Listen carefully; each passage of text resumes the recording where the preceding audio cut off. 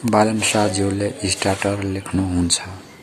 प्रिय नेपाली दाजुभाइ तथा दिदीबहिनीहरू, म आज तपाईहरू सबैलाई एउटा कुरा स्पष्ट भन्न चाहन्छु। म कुनै ठूलो नेता बन्नको लागि होइन, जनताको सेवा गर्नका लागि यहाँ आएको छु। तपाईहरूले दिएको विश्वास र साथ मेरो सबैभन्दा ठूलो शक्ति हो। मलाई थाहा छ, हाम्रो देश नेपालले धेरै वर्षदेखि विभिन्न समस्याहरू झेलिँदै छ। बेरोजगारी, भ्रष्टाचार, अव्यवस्था र विकासको कमी।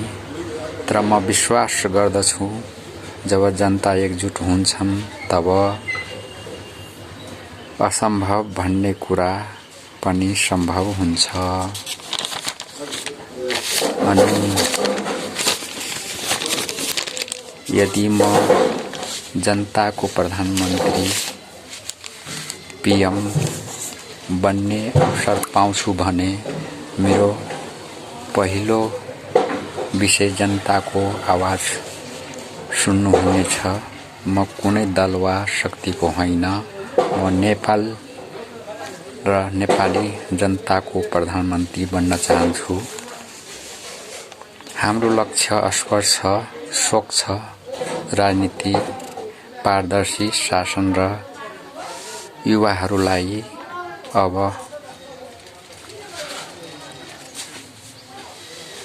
विदेश जान नपरोस्। स्पष्ट